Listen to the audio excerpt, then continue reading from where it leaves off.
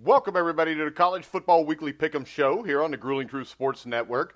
The College Football Weekly Pick'em Show is brought to you by MyBookie.ag. So if you're going to bet the game tomorrow night, go to the GruelingTruth.net website, click on the MyBookie banner. It'll take you there. You can sign up and have your money by Wednesday. I'm your host for the Pick'em Show, and we're at Championship Week, Mike Goodpaster, and I want to welcome in my co-host. First up, Brian Schmidt. Folks, it is a great time. Championship game tomorrow. Nothing better. Let's talk about it. All right, and our other co-host, of course, as always, has a little vested interest in this game, but he did pick against the team he played for in the late 70s, early 80s.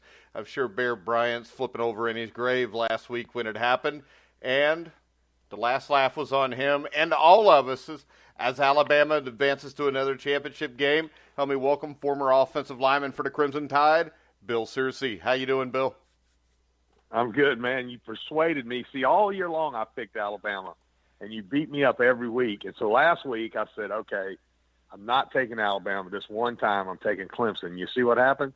Yeah. So I ought to take Georgia. Peer pressure is a bitch. Peer pressure is a bitch. That's all I can say. All right. Yep. Well, let's start off by looking at the two games from last weekend. We'll start off with Georgia against Oklahoma in the Rose Bowl, the other national semifinal. Georgia won 54-48, but the thing that stood out to me the most was, Brian, Oklahoma's coach, Lincoln Riley, completely lost all of his balls in that overtime. He lost his balls, and I think he lost his whole coaching staff's balls, because how do you not put the game in your Heisman Trophy winner's hands? Really some just shoddy play calling. And, quite honestly, the only person that he can blame is himself. That was bad.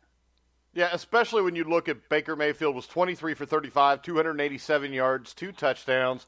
He played well.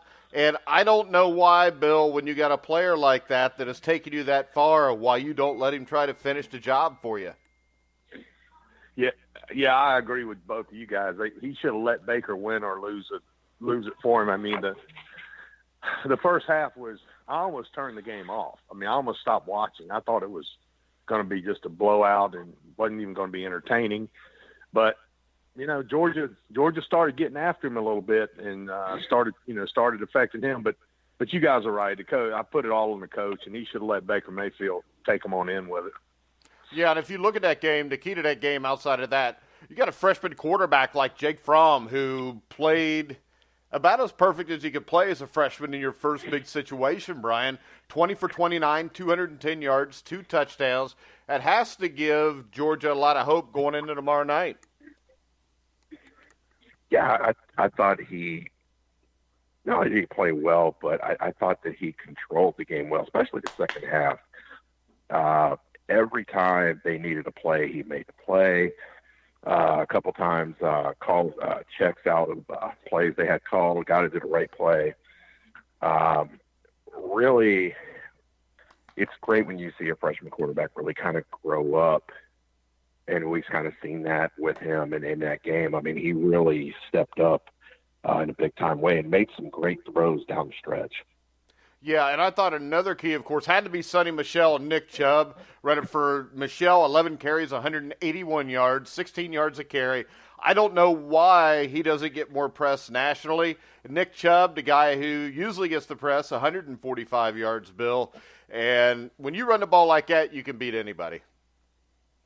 Yeah, and that's I think we talked about Oklahoma having to stop Georgia's run and force them into almost a total passing game because Chubb and Michelle and also the third kid, and I can't remember his name, the running attack is just so strong. So Georgia did what they're the best at doing, and that's running the ball, and Oklahoma couldn't stop them. Yeah, and the other thing I noticed about this game is I just talked about Sonny Michel, who should be a first-round draft pick in the NFL probably, even though nobody's bringing him up. A guy that shouldn't be from what I saw. And I'll throw this to you, Bill. I don't know if you watched him much or not, but Orlando Brown, the left tackle for Oklahoma, is basically a statue, isn't he? Yeah, I didn't. I'll be honest with you. I really didn't pay much attention to him, but I know Georgia's defense was getting after Oklahoma, especially in the second half, pretty good. And I think it shook Baker Mayfield up. So I don't know. Georgia's got a good game, a great team, great defense, and I was glad to see them win. I couldn't have been happier about them beating Baker Mayfield. Why do you have so much hatred for Baker Mayfield? Because he's got about as much class, enough class to fill a thimble. He just, I don't know. I don't like him. All right. Yeah, that's why. Oh, man, the kids would call you a hater nowadays, Bill. Well, then I'm a hater. The kid from Georgia screamed at him during the I think it was after the game or during the game or something about getting some class or something. I don't remember what the words were. But, when you live by talking trash, you die by talking trash. So the tears he had after the game didn't have any effect on me. All right. Kind of callous. He is just a little kid, Bill. He's a full-grown man. That's debatable if you watch the way he acts, though. I saw somebody online posting negative comments about him, and then someone else defending him, saying, "Well, he's just 21. He's just a 21-year-old kid." Well, pretty sure that's an adult now. So anyway, well, I think nowadays you're not considered adult till you're in your mid-30s, about the time you move out of mom and dad's house. Yes, and if somebody says something that hurts your feelings, God forbid. Yeah. Next up, we had Alabama and Clemson. This is a game that completely shocked me, guys. I thought Clemson would win this game. I thought Alabama missing some linebackers, some players on that defense. And the reason I thought Clemson would win would be their defense. And really, Clemson's defense played good enough to beat anybody. I mean, you had the turnover, which led to 7 points. They really only gave up 14, 17 points on defense to Alabama. But Clemson couldn't do anything on offense. Kelly Bryant, 18 for 36, 124 yards, 2 interceptions. Travis Etienne, 4 carries, 22 yards, gets hurt. Bryant only ran for 19 yards.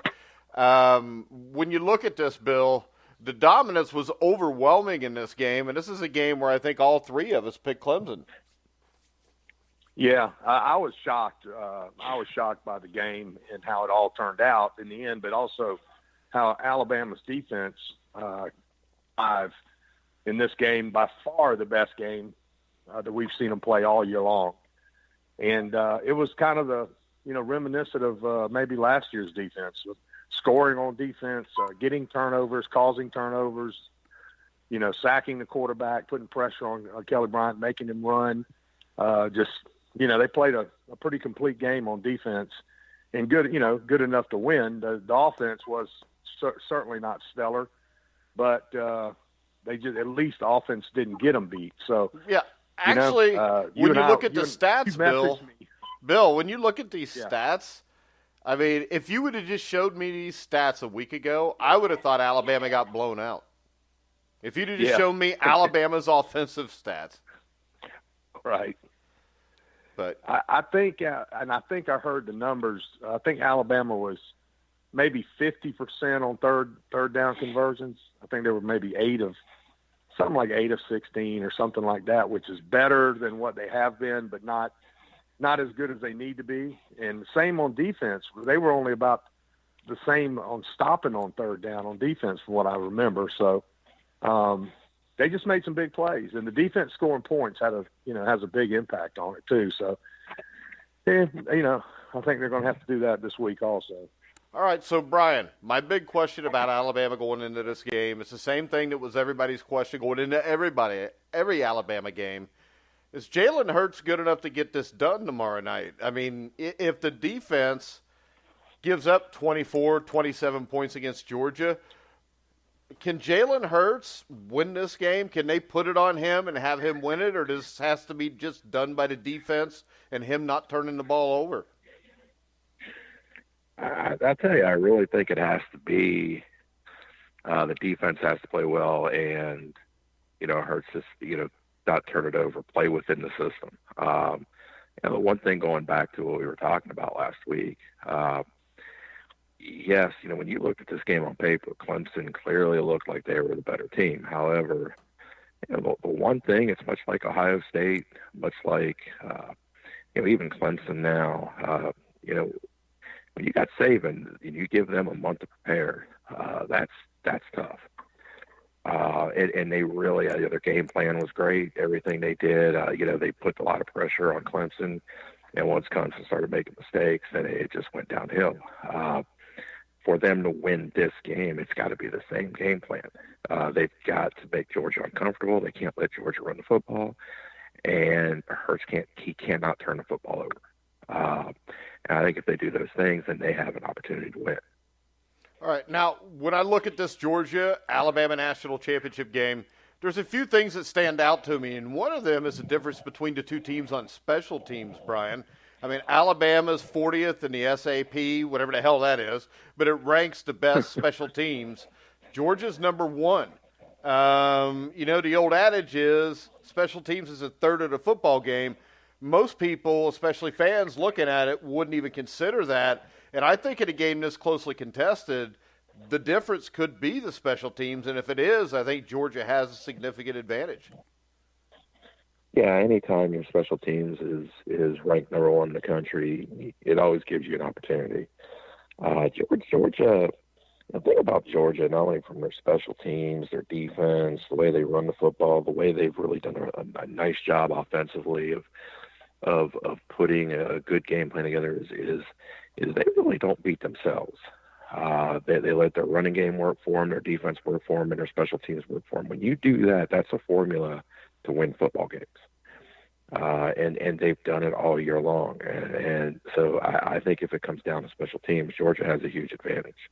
Yeah, and see, I think this is where this game could be decided, Bill, because if you watch the Rose Bowl, it seemed like, especially in the second half, Oklahoma had to start every second half drive pinned deep in its own territory. And when you got two teams that want to bang at each other like this, most of the time, whoever possesses the best field position is going to win the game, because I don't think Alabama, with what we saw last week, can continually make 12 or 13 play drives to go score. Yeah, I mean, the special teams very well may end up being the deciding factor. I mean, Alabama's got a great punter, and he can pin you back deep in your own territory. But our field goal kicker leaves a lot to be desired, and I don't think we can count on him to win the game. He hit the goalpost last week, so we can't do that. But you got two teams who, Alabama has got to maintain possession and burn the clock as long as they can. They can't afford to turn the ball over, which they don't do in championship games anyway. And I don't know, you got two teams. I think that I think we would say the same thing about both, Brian. Mike and Brian, is that each team has got to stop the other's run and make them win the game passing the ball. The difference, Jalen Hurts, I've been a Jalen Hurts fan, and it's not that I'm not one now, but he's just got to he's got to just not lose the game. I'm not sure we can count on him to win the game, but he has to just maintain and do what he's been doing. Our defense is going to have to score points, I believe. And in the Clemson game, one of the big things that we didn't have to do is we didn't have to bring those safeties up and blitz and open up that secondary as much as we had done in the past. But we got another linebacker out. The kid that had such a great game last week is out for the game, and so I'm not really sure what's gonna happen with our pass rush, and if we're gonna go back to what we were doing, the rest of the year, the balance of the year. So it will be interesting. Yeah, and I think the thing that concerns me about Hurts, and it always has, Brian, is when you watch him in the pocket, you can just see his mind going, first read, nope, not there, I'm running. There's no second read. Yeah. And if I'm coaching the defense against him, tell me if I'm crazy, I wouldn't rush him. I would two-gap. I'd keep him in the pocket, and I'd make him throw the ball. I wouldn't let him beat me with his feet. Yeah, I think that's the real key with him is because he is a quarterback who, if his first read's not there, now he's considerably uncomfortable.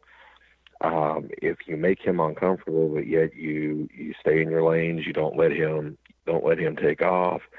So now he's really got to start, okay, I've got to find somebody. That's where you're going to get your picks. And I think that's the real key to this. And you got to mix it up a little bit. Times you got to bring pressure, but I think Georgia's real key is to make him uncomfortable, make him have to throw the football, and make it. If Alabama wins this game because he's thrown for 200 yards, by God, hand him the trophy, tip your hat, because he's had a great game. But to me, that's the best game plan. Make him have to throw the football. Yeah, and when I look at Georgia's offense, from what I saw against Oklahoma, Bill, and Oklahoma's not a great defense, but they're not a bad defense. Jake Fromm could do this. He could get this done as a freshman. Yeah, I think he showed some people, or showed us the other night that he can throw the ball in some tight windows, and that he is capable of winning the game, passing the ball. But I think you've got to make him show you again, and that's the best chance you got to win is to try to slow those two big running backs down and make him throw the ball to win, just like you're trying to do with Alabama and Jalen Hurts. Although I think Fromm's throwing the ball better than Jalen Hurts, and you on the other side, you just can't let Jalen Hurts get out of that backfield and start running, because that's where he'll beat you. So I think if you can stop Alabama's run and make him beat you with his arm, then you got a great chance of winning the game. Yeah, and I think when I look at this, if it's me, Brian, I'm going to take Bam on, and I'm going to press him and play man coverage. I'm going to keep my defensive ends no deeper than the quarterback at all times, never get above him so he can run through it. And I'm just going to make him beat me throwing the ball in the windows that I don't think he can do. Yeah, I mean, that's the whole thing is again, if you can force a quarterback to have to, like this, to have to throw the football and have to throw the football when you're basically saying, hey, look, you got to throw the football. The only way you're going to beat us is to throw the football, and you've got to be able to complete passes in a situation where we're going to take away your first read. We're not going to let you take off. We're not going to let you do anything. You got to that makes it very hard for a quarterback like that. That's not a progression passer. It's not going to be able to go to a second, third, fourth read. So to me, that's the key. Yeah, and I think this game's decided by, I'm going to go with Georgia, and it's not because Bill's an Alabama guy, because actually I like Bill, and I don't hate Alabama as much now since I've met Bill. But when I look at this, when you watch the film of what happened in the second half and how they slowed down Baker Mayfield, they actually contained the edges, they blitzed the edges carefully, and then they played nickel, and they used their safeties to aggressively rob or spy in the middle of the field. Now, Mayfield's a guy that can read through a progression, which is why I think if he was to get a little bit more mature, he could be an NFL quarterback. I don't think that Jalen Hurts can do that, and I think that they're going to trick him. I think they're going to mess with his head, and in the end, I think Alabama is going to have a hard time scoring points against these guys, and this is a team, if you remember, Georgia, I'm talking about, that only gave up 7 points to Auburn. Auburn's one of the top 10 teams in the country. It's a team that handled Alabama. And Nick Saban doesn't have a month to prepare for this game. He's got 1 week. And with Georgia's running game and with Jake Fromm, I think Georgia's going to win this game, Bill. I'm not going to agree with you this week. I'm staying with my Tide and because of the way they played last week, and I think they're going to bring it again this week. I got to stick with Alabama on this one. And if they can stop our running attack and make Jalen throw into those tight windows, then I may be proven wrong. But otherwise, if you let him get loose with those feet, and we put Damian Harris and Bo Scarborough with a few carries each, I think Alabama's going to win this thing. Well, see, and the thing that scares me is this: the coverage I was talking about they ran against Oklahoma. Rodney Anderson ran for 200 yards on Georgia doing that. So this game would have to be a shootout. But then again, I think Georgia's capable of getting in a shootout with Alabama and scoring a lot of points. I'm not sure Bama can do the same thing. Brian, what do you think? Yeah, I am going to go with Georgia. I won't be surprised because of Nick Saban, even with having a week. But I think the injuries to Alabama's defense or linebacking core, I think even though they were able to get away with that against Clemson, this is a whole different beast in terms of this running game that you're going to get from Georgia. You got a two-headed monster in the backfield, a good offensive line, and I just don't think that with those injuries and with those guys out, that's going to be enough for for Alabama to have enough success defensively to shut down Georgia the way that they need to, because I don't know that Alabama, like you said, Georgia can put up points. I don't know that Alabama can put up enough points if Georgia's scoring, and I think Georgia will score in this game. All right, Bill, I'm sorry. I picked against you last year, though, and I was right when I picked Clemson. So.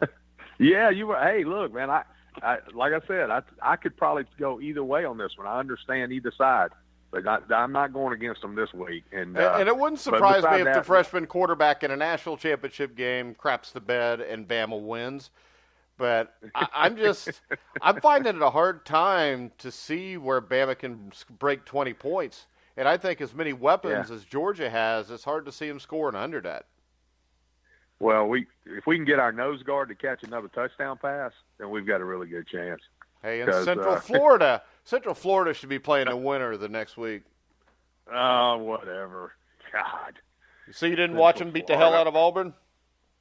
Yeah, I watched them. That doesn't make them the national champion. You know, you put Central Florida in the SEC and let them play in the SEC all year long. I know it'd be rough. What if you put them in the SEC East? Or is it the West? Yeah, it's the East that sucks real bad. I'm pretty sure they'd be all right there, Bill. They got a good team, but let me tell you something. I don't. They're at Disney World celebrating their national championship, and that's about as real as Mickey Mouse. It's about as real as any national championship that's ever been won in college football. How about that? Oh, come on, man. There's never been a true national championship game. Got to have a tournament for that. Yeah. But, I mean, seriously, when I watch Central Florida play, and if you look at Central Florida, I mean, what was Alabama's biggest win before this last game they played? I don't know. Honestly, there really wasn't that big of one during the year. Yeah, so I'll give you this. Turned out not to be. Central Florida's last 4 wins were against top 25 teams. Alabama didn't play 4 top 25 teams. Yeah. Well, I don't know what to tell you. Oh, damn it. If you'd have went to Central Florida and played for them in 79 and 80, you'd be agreeing with me. So, hey, Central Florida, believe me, I was cheering for them. I'm glad they beat Auburn. Auburn deserved to be beat, but Central Florida's got a great team. You always think that. You think Auburn just deserved to be beat because they're Auburn. I don't know. You know what? I don't mind Auburn. I don't like Gus Malzahn. I don't know why I don't. I just don't. Is it because he's the coach at Auburn? Because no, I just don't like Gus Malzahn. But I don't care. Look, if Auburn wins every game except Alabama, I'm okay with it. It doesn't bother me. But Central Florida, if they want to play with the big boys, then they need to come on and play with the big boys all the time. Yeah, but the big boys wouldn't let them play. Well, they should. I know, but Alabama instead of playing like what was the last game they played? Mercer. Yeah, instead of Mercer, you could play Central Florida. I'm up for it. I agree with you. I'd rather see Alabama play somebody like Central Florida and take a chance, and take a chance of getting beat. And if I remember right, like 2000, 2001, Central Florida beat Alabama at Alabama. I think you're right. And that's why it's never happened again. Yeah, I think they did. Because Bama wasn't going back there. Somebody like Louisiana Monroe beat them, too, if I remember correctly. Back in, I don't remember when, but anyway. Back in the dark ages of Alabama football.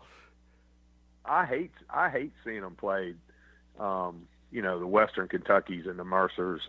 Well, I don't mind Western Kentucky. Western Kentucky's not a bad football team.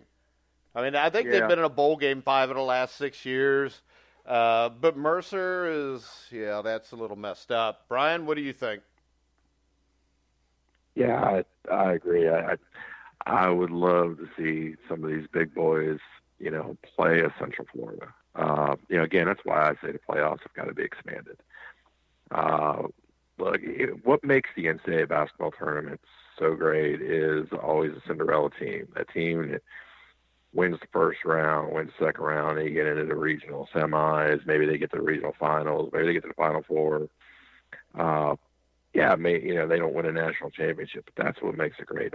That's what college football is lacking right now is for people to look at a Central Florida and go, 16-team bracket, hey, they got a shot in this first round game. They win that game. Then they go into an Alabama or a Georgia, and they beat Alabama and Georgia. Now, all of a sudden, you're looking at them in the Final Four, and you're going, well, hey, here's a Cinderella team. What a great story that would be.